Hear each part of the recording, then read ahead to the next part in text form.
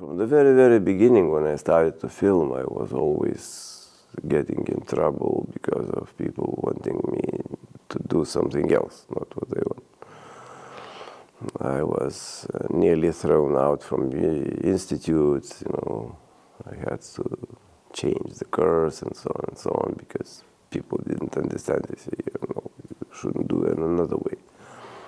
And always, I'm stuck with that saying, that you must do in the way, this way. And I say, no, I want to do it my way.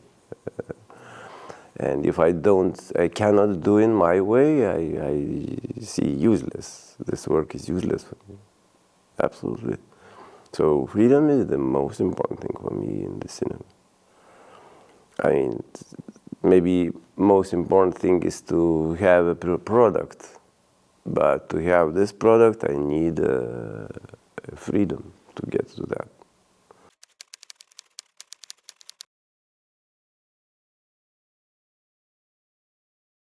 This language is, first of all, it starts from your own. I mean, in the very beginning, when you start thinking and seeing and watching and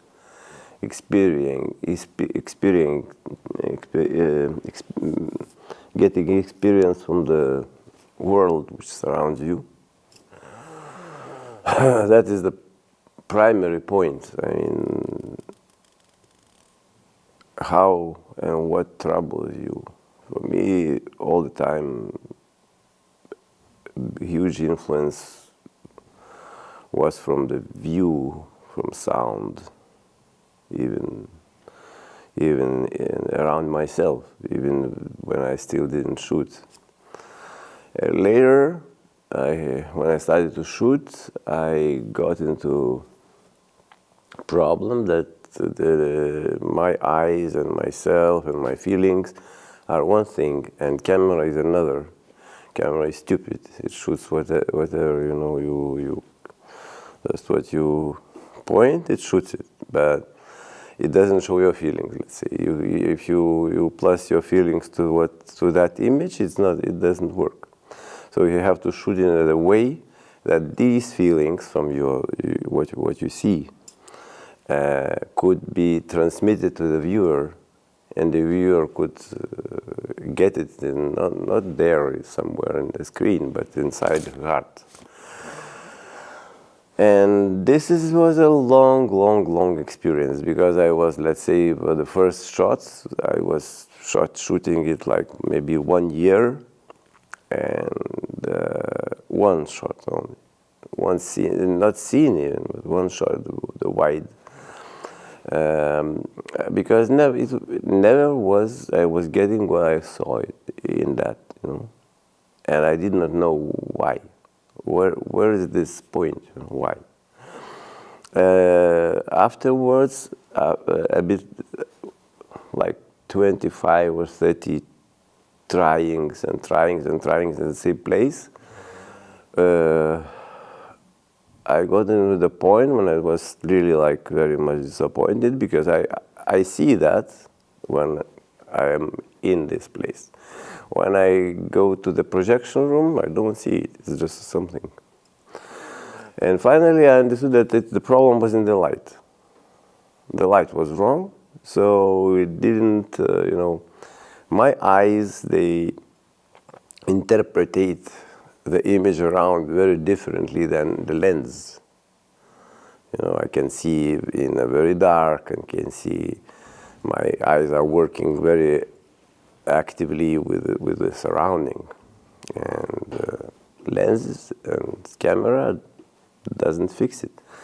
So that in this case the problem was in the light. In other cases there was a problem was in the atmosphere, so also connected with light, very much with light, also with colors, with composition, and so on, and that's all I had to try to make and repeat until I can get something that, okay, that is what I wanted to show.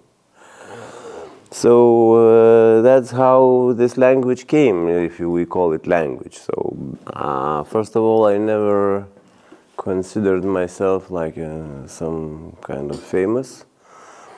This is one thing, and another thing is that I don't really make a difference between author and not author cinema, because from my point of view, this dividing in these two parts is rather artificial after the films are made, you know, because a lot of things which we call art house, a little bit some years ago they were very, very commercial. I can give you an example of Fellini. Fellini was making huge films, I mean, according to budget, huge films, and very costly and so on.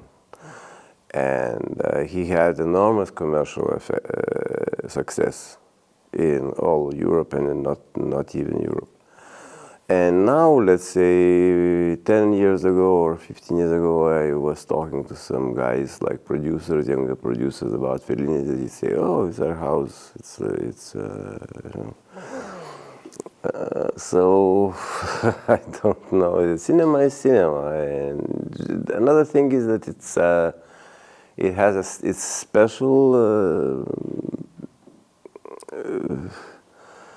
Specialized was something, let's say it's for family, or it's for, you know, or somehow orientated, you know, or it's just a film when you cannot say for what it is. I mean, it's for everyone, and sometimes it's for youngsters, sometimes it's for old men, and so on and so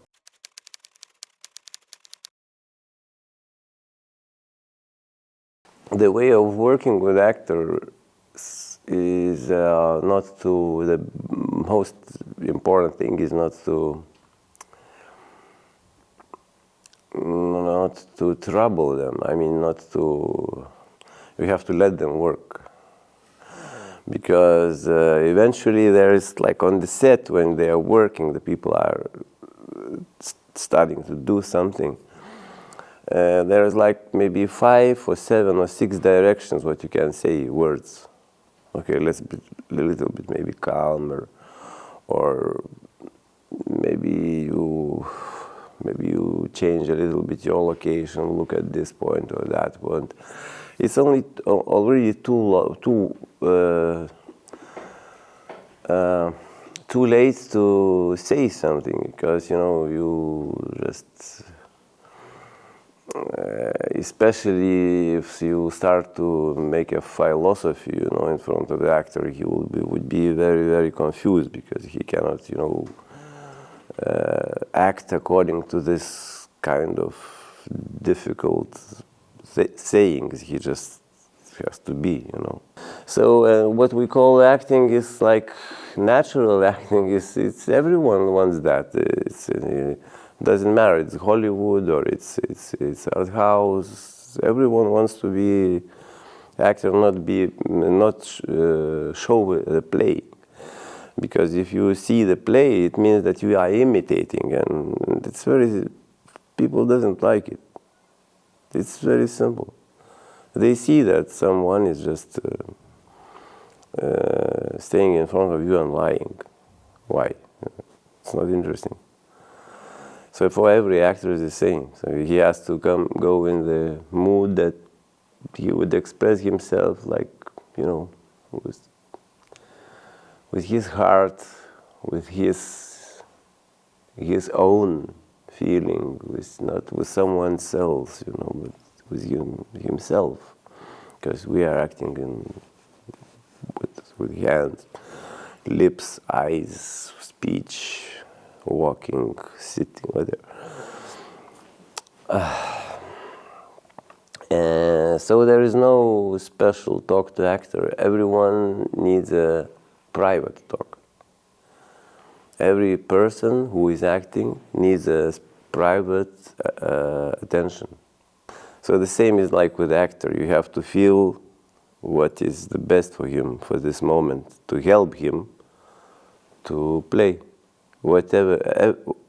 The only thing you can do being a director, you have to help him. Because it's not a puppet theater.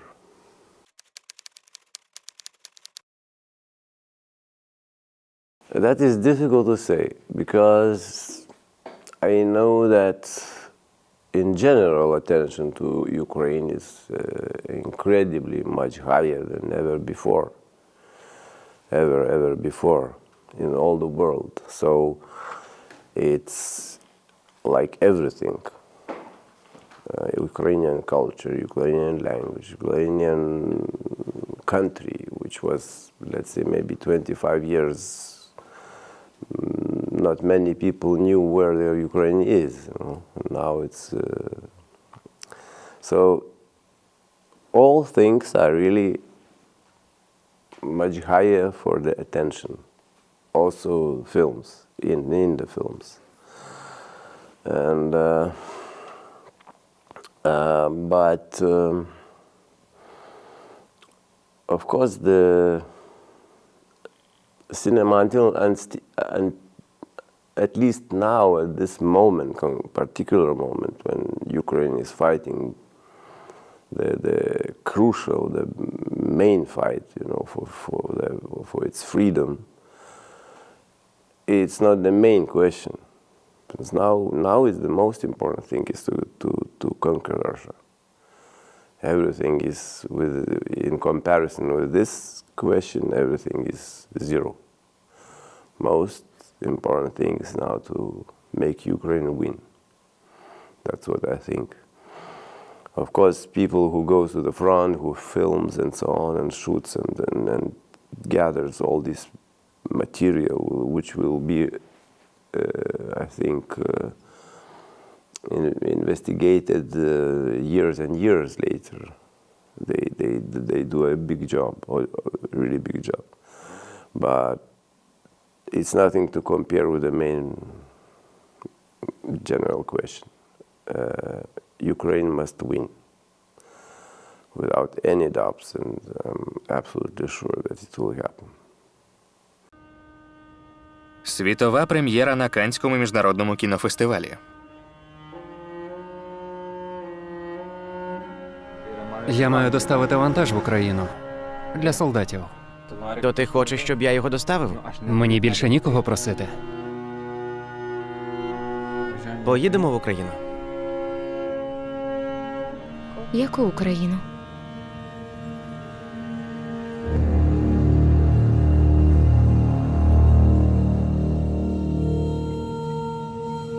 Фільм Шарунаса Бартаса.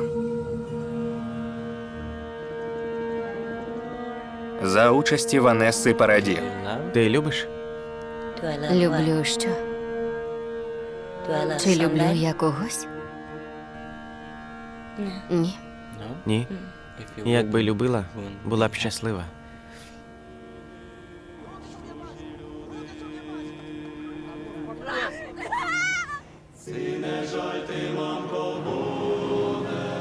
Ми не прийшли помирати за свою країну. Ми прийшли вбивати за свою країну. Іній.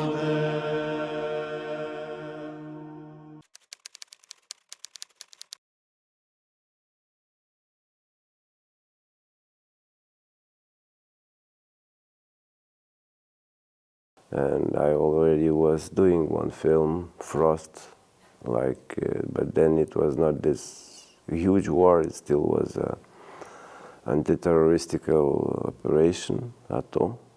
So, I mean, I think that everyone was shocked that Russia suddenly could decide to attack Ukraine. I mean, it's also something like nonsense. It would be, you know, like everyone would say nonsense, that it's nonsense. And then when it started to happen, when people started to die, and I couldn't not to come. I don't know. I just felt like I need to go there. I was watching Maidan not non-sleeping, you know, all the time, and with the tears in my eyes, you know. It was so touching and so hard and I don't know, whatever. So all that, also knowing the story, and also being here in Ukraine before. I made one film in Crimea a long time ago, Seven Invisible Men. Knowing the country, I lived in Ukraine. So that was important for me, so I had to come. I am shooting what is important for me. That story was like, you know, like really particular. The guy who, okay, he drives, he doesn't know what is the war. He doesn't know what is Ukraine. He's a young guy, normal guy. So like it was happening, of course. He just drives the bus, you know, with some goods for the front. He gets lost, and that is almost also normal. And he's finally he starts to be interested in what happens. Show me this war, where it is. I want to see it. You know, it's not so easy, and it's not so happy when you see the war. It's not so lovely, not at all. It's a particular story. I didn't want to invent some strange story. It's a simple story which was happening. And we did that film then.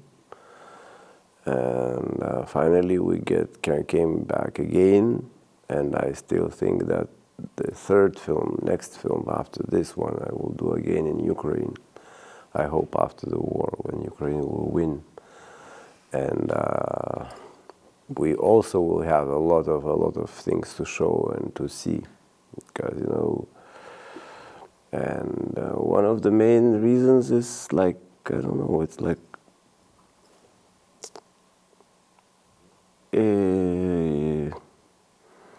usually what I do is, I don't know why, but it's connected with pain in my heart.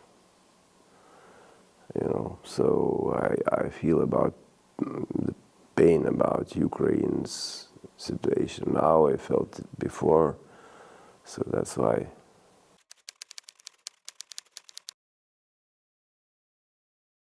Eventually, it's not only Odessa. It's all Ukraine up to the front line. Odessa, it's only one point for where one family lives, and then we're gonna go to the front line and work there. It's a project, I think, for 1.5 years. It's our first expedition, and we will go further. Then it will be another expedition next year.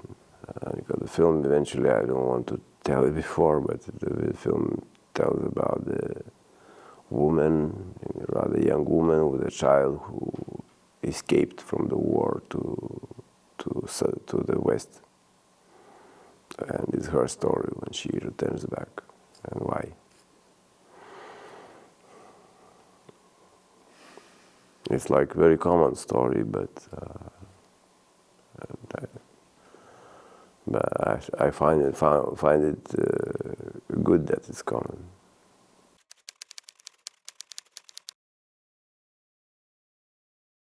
We have a Ukrainian co-producer, but also we have French co-producer, we have Belgian co-producer, we have Estonian, Latvian co-producer, and so on.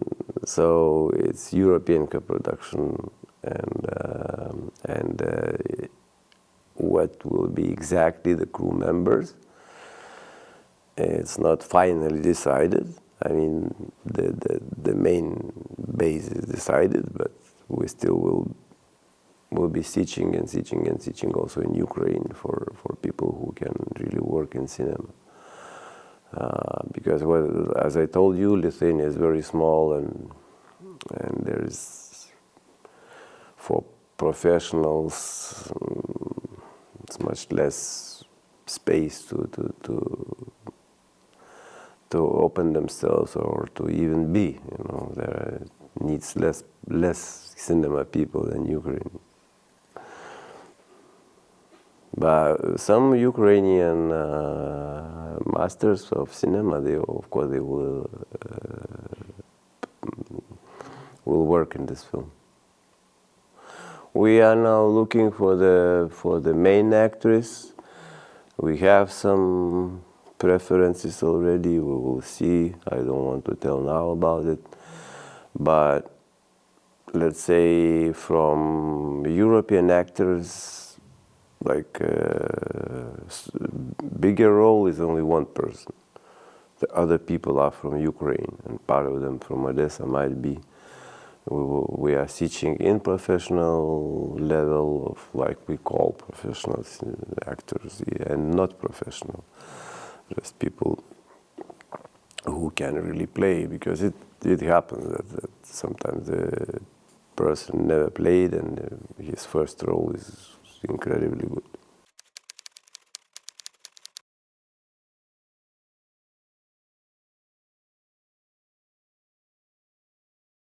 The dialogue, of course, always will be, because I should hear and I will react to what happens here. You know, I will react to reality, what happens, and I want to make a kind of real, almost documentary film. Of course, it will be, but it doesn't mean that it will something like extension of Frost. No, it's a bit different story and different time, much harder time, and I don't feel that it's something like continuity. It's like some bunch of heaviness and whatever, a lot of different feelings, and I need to put them all. I need to show them. Just need it. Like in this way, I can survive. If I wouldn't, if cinema wouldn't be still found, I would be maybe writing, or I don't know. Because I cannot carry it on one day. It starts to be too heavy for me. So, and Ukrainian story and Ukrainian situation all that time from the Frost until now is a big part of my life, and for me it's very important. That's what I can do. You know, if I would be a soldier, or I would be I don't know, pilot or something, maybe I would come to do that. But first of all, I'm too old for that already. And second thing is that one thing what I really do all my my life is making films. So I come with this, you know, what I can do. That's very normal. For me, it's very natural thing to come and feel all that together with the people who are fighting for their independence. And we have very much in common, because we lived in the Soviet Union. We had this, you know, dictatorships all the time, from Tsar times and so on. And we have the same history, and Ukraine is the first country which went into so strong and so active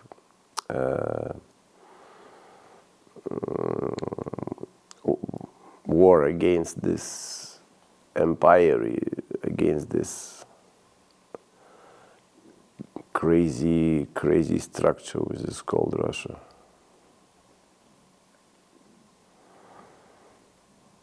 So it's naturally touches me a lot, so that's why.